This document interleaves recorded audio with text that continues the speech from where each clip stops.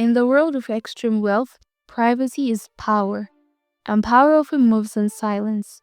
For years, Jeffrey Epstein existed inside elite circles, a financier surrounded by influence, presidents, royalty, scientists, and billionaires.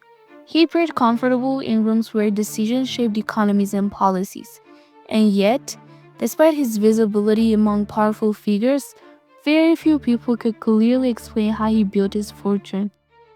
Jeffrey Epstein was born in Brooklyn, New York in 1953 into a working-class family. His early life gave a little indication of the circles he would one day enter. He performed well academically and eventually found himself teaching mathematics at an elite private school in Manhattan despite lacking a completed college degree. From there, he moved into finance. He joined Bear Stearns, one of the most powerful investment banks of his time, working in a division that handled wealthy clients.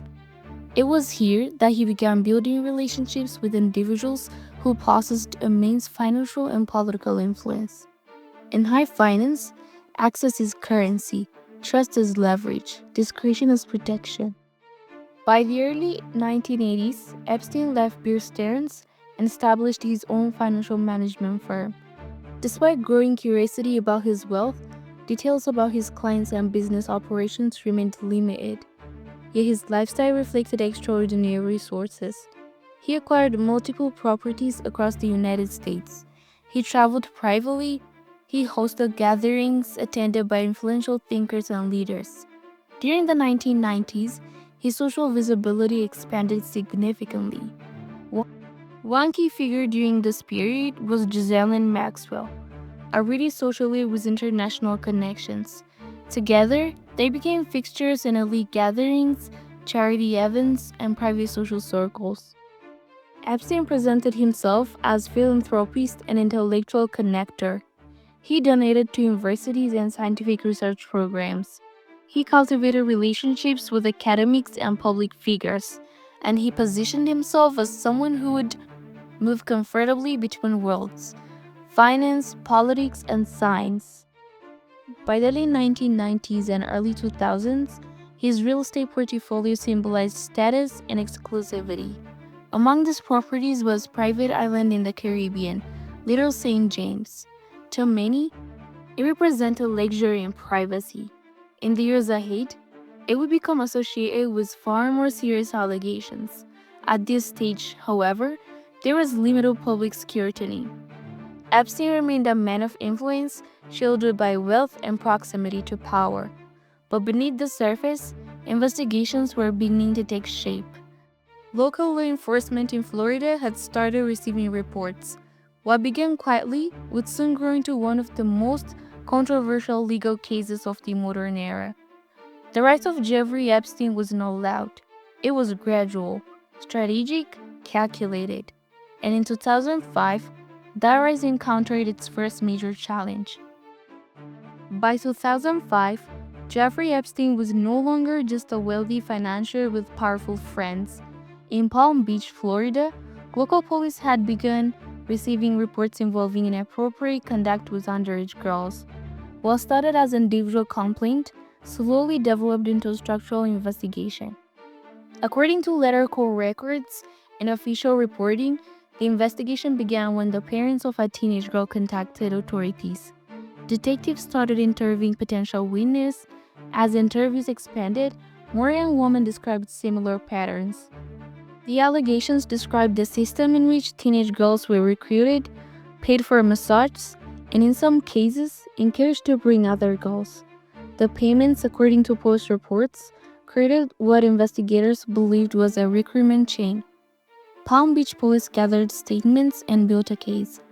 By 2006, they recommended serious felony charges. At this stage, the situation had the potential to become a major prosecution. But the case did not move forward in a typical way. Instead of proceeding directly to a board federal trial, negotiations began between Epstein's legal team and federal prosecutors. The legal team representing Epstein was powerful and experienced. They were engaged in extensive discussions with the U.S. Attorney's Office in Florida. The result was a non-prosecution agreement in 2008.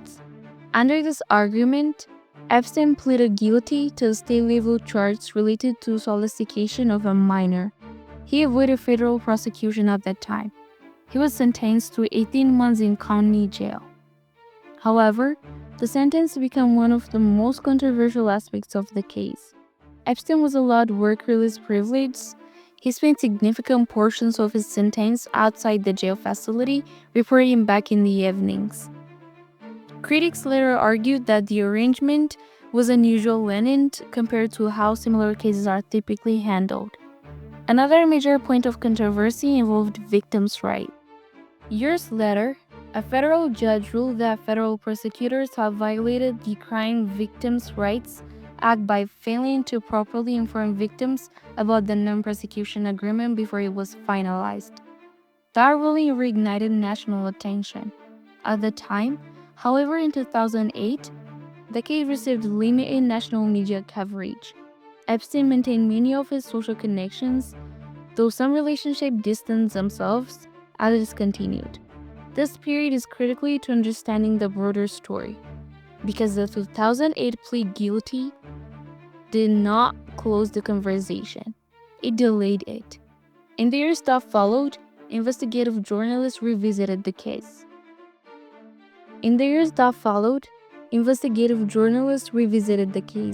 In 2018, renewed media scrutiny brought previously overlooked details back into public view. Reporting raised fresh questions about how the agreement had been reached and why federal charges were not pursued more aggressively at the time. Public perceptions began shifting. The case was no longer viewed as a closed chapter. It became an example cited in broader discussions about how wealth and influence intersect with the justice system. For victims, the 2008 agreement represented something deeper than a legal outcome. It represented a moment when many felt their voices had not been fully heard. Meanwhile, Epstein resumed much of his lifestyle after serving his sentence. He traveled, he maintained properties, he continued meeting with academics and public figures. But the landscape had changed. Digital media was expanding. Public records were more accessible, investigative reporting was intensifying. The quiet resolution of 2008 would not remain quiet forever.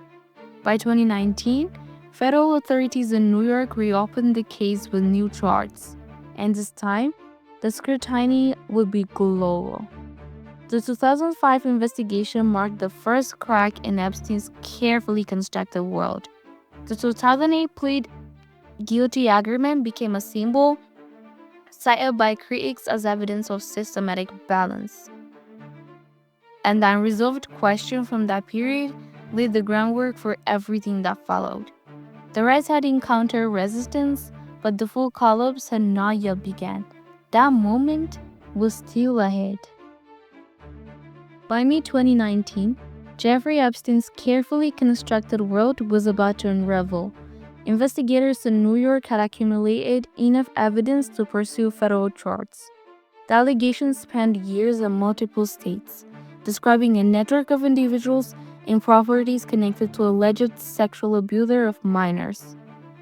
Authorities charged Epstein with operating a sex trafficking operation, one that allegedly recruited girls, sometimes under the promise of work or money, and transported them across state lines. The arrest on July 6, 2019, drew immediate attention. News outlets across the United States and the world covered the story extensively. Headlines described the billionaire's wealth, his elite connections, and the shocking nature of the charge. Social media exploded. Discussions ranged from legal implications to questions about his high-profile acquaintances. The public had questions. How had Epstein avoided significant federal prosecution for years? What role did his wealth and connections play in delaying justice? Who else might have been involved or aware? While journalists explored these questions, federal authorities focused on building their case. The indictment detailed alleged acts over a period of years, highlighting how Epstein allegedly maintained influence and secrecy. The media coverage was unprecedented. For the first time, The public could see the intersection of wealth, influence, and alleged criminal behavior laid out in court documents. Documents from prior investigation resurfaced. Analysts compared flight logs, property ownership, and social connections. A story emerged of a man whose life straddled the worlds of luxury and illegality. Public opinion was divided. Many were outraged at the allegations and the seeming delay in justice. Others speculated about the network surrounding Epstein, though carefully reporting emphasized that allegations must remain distinguished from proven facts. The arrest also prompted discussion about the broader system of law enforcement. Questions arose about the prior plea agreement in Florida, the federal response, and how legal and institutional frameworks handle cases involving wealthy defendants. This renewed scrutiny was not limited to traditional news outlets. Podcasts, YouTube channels, and independent journalists began dissecting court filings. Every new piece of evidence, every feeling, every public statement became part of a growing narrative. Epstein's connection to academics, politicians, and prominent figures were analyzed extensively. While many individuals were mentioned in documents, reporting emphasized that names and feelings did not imply wrongdoing. Careful distinction remained central to responsible coverage. As the legal proceeding advanced, Epstein remained in custody. Security at the Metropolitan Correctional Center became a point of concern. Questions about supervision and protocol circulated in both news reports and congressional inquiries. The 2019 arrest, while a legal action, had become a public event. It symbolized the intersection of wealth, secrecy, and accountability, and the world was watching closely. In the days following the arrest, Epstein's movements were meticulously tracked by investigators and journalists alike. Interviews with former employees, victims, and neighbors were aggregated into reporting that sought to paint an accurate picture of his operations. For the public, the arrest was both confirmation and shock.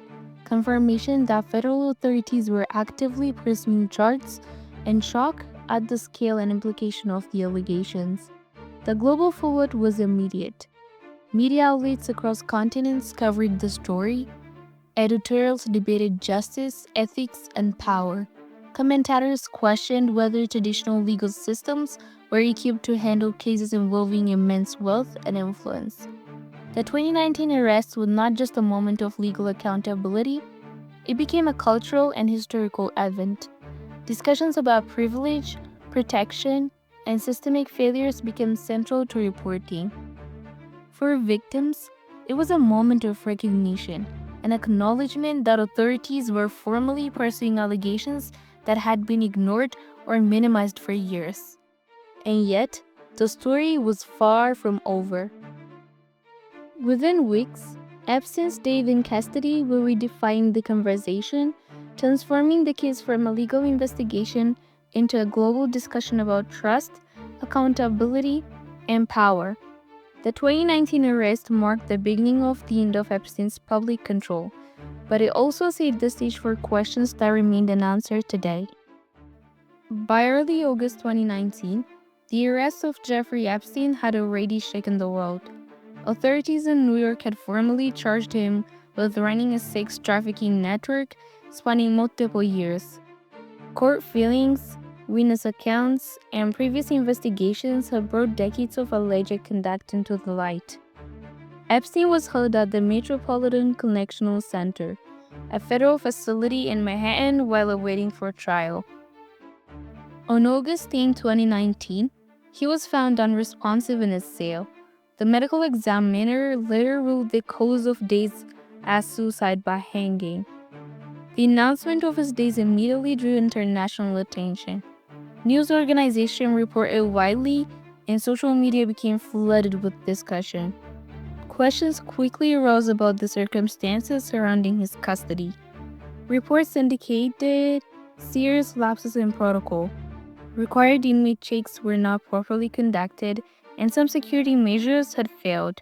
Investigators noted that cameras at critical points had malfunctioned, and staff members were later disciplined for neglecting procedures. Despite this official ruling, the case sparked a wave of public skepticism. Commentators and analysts debated what had occurred, what could have been prevented, and how institutional failures contributed to the situation. For the victims, the moment was complex. Epstein's death meant that the central figure of their allegation would no longer face trial. Yet, legal proceedings and investigations against others connected to his activities continued. Among this was Giselle Maxwell, whose own legal process would culminate in a federal trial. She was later convicted on charges related to sex trafficking and sentenced to lengthy prison time. The days of Epstein did not close the conversation. Instead, it amplified questions about power, privilege, and accountability. How could a man with such public allegations and federal charges stand under government supervision?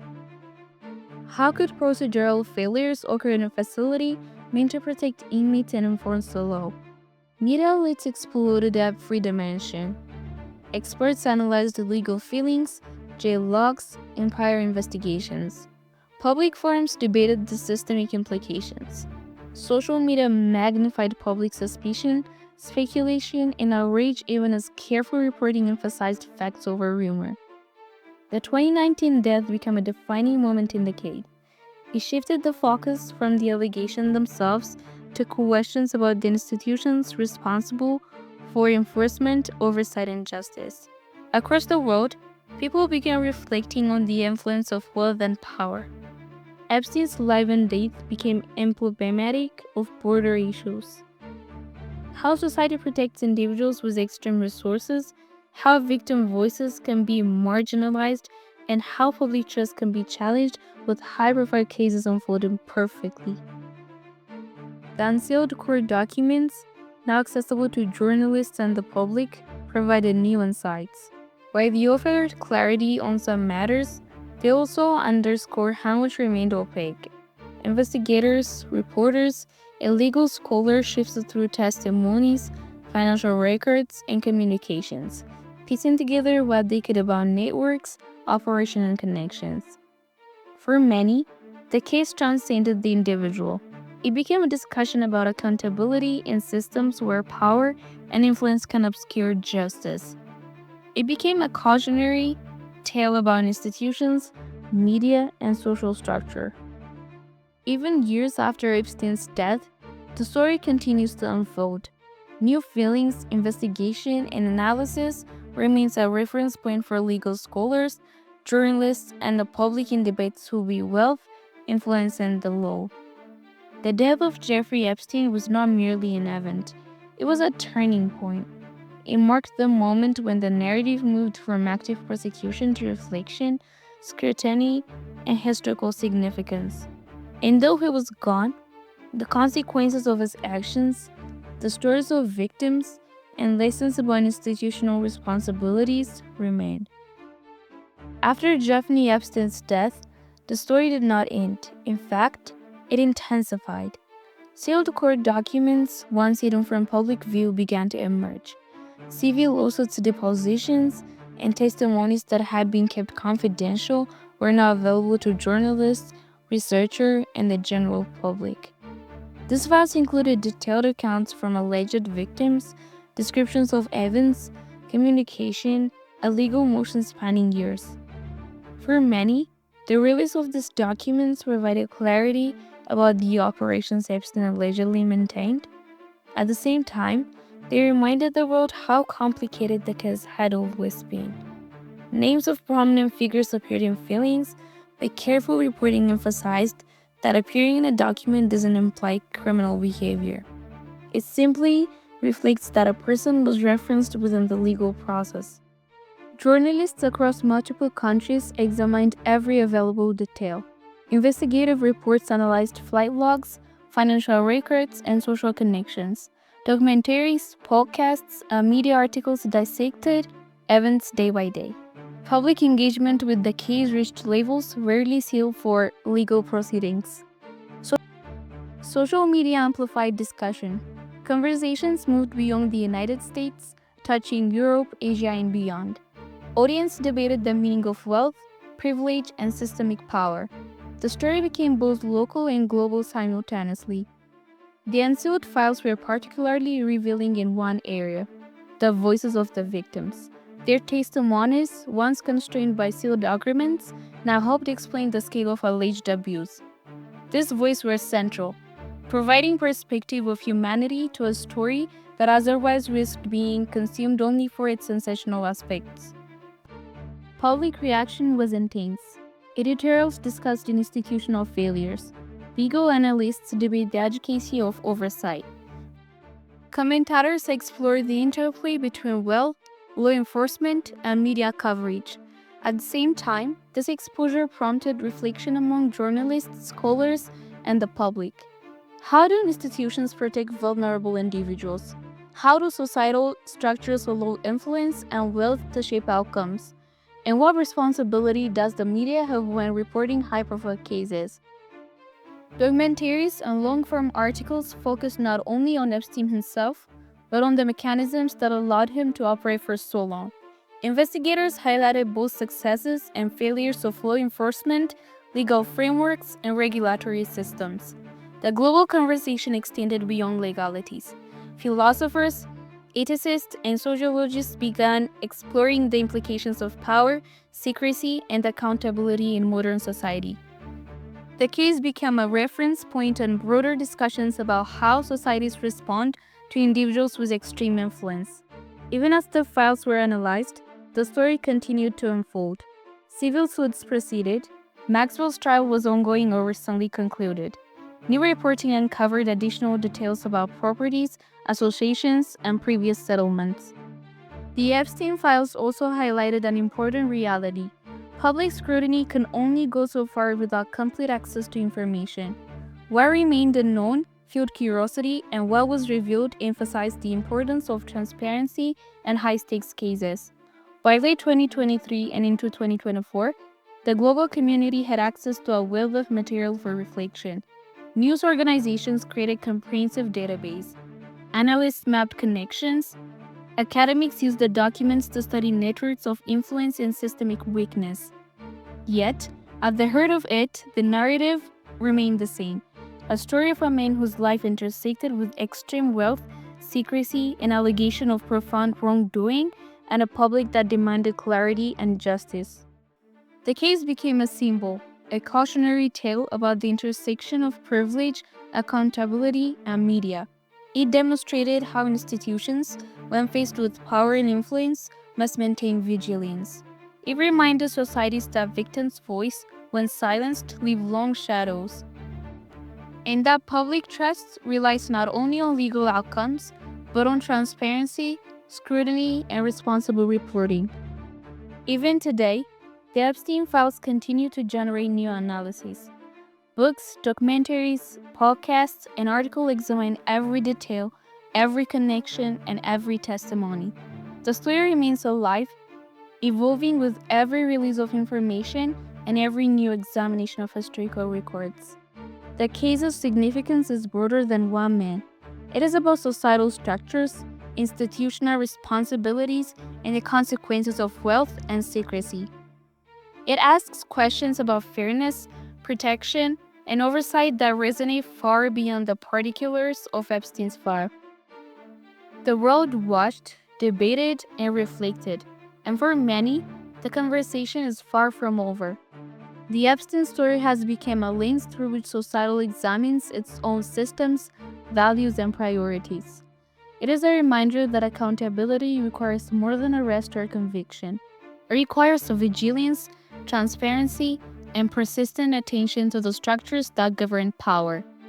For historians, journalists, and the public, the Epstein case will continue to serve as both a warning and a lesson, one that highlights the delicate balance between influence and justice, secrecy and transparency, wealth and responsibility. The files, the media coverage, and the global reaction form a record of how a society grapples with a case that's simultaneously personal, legal, and historical.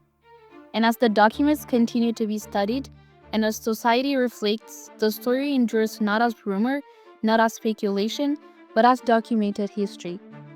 The story of Jeffrey Epstein does not end with his days. It does not end with court filings or media coverage. It continues in the questions it raises, in the conversation it sparks, and in the lesson it leaves behind. For decades, Epstein moved in private circles, his wealth and influence providing both opportunity and protection. He cultivated networks that spanned politics, academia, and business. His life revealed how access can be currency and how secrecy can shield those who operate within it. But even the most carefully constructed systems have flaws. Investigations, court cases, and unsealed files reveal crooks, procedural failures, overlooked warning signs, and the voice of those who had long been marginalized. The case had forced society to examine difficult truth. How do institutions respond when wealth and influence intersect with wrongdoing? How do we ensure victims are heard, respected, and protected? And how can public trust be maintained when failures occur at the highest levels? Globally, the Epstein story has become more than one man's action. It is a reflection on systemic weakness. It is a study of the delicate balance between privilege and accountability. And it is a reminder that history often records not only the deeds of individuals, but also the structures that enabled them. The release of the Epstein files opened new avenues for understanding. Analysts traced connections, reporters examined details, and the public engaged in dialogue about justice, ethics, and power. In a way, the story became a mirror, showing society what can happen when systems fail and what vigilance is required to prevent similar cases in the future. It is also a story about victims, their courage in sharing testimony, their persistence in the face of silence, has shaped public understanding and legal outcomes. Their voices remain central, reminding us that accountability begins with listening. As the media, scholars, and the public continue to examine the case, the lessons endure. Wealth and influence can obscure wrongdoing, but they cannot erase evidence. Institutions must maintain transparency and enforce accountability consistently. Victims' voices are essential to understanding truth and achieving justice. Public awareness and scrutiny are vital in maintaining societal checks on power. The Epstein case will remain a reference point for years to come. It has already influenced legal discourse, journalism standards, and public debate about ethics, privilege, and institutional responsibility. It is a story of power, secrecy, and accountability, a story of institutions tasted under pressure, a story of voices that refuse to be silenced.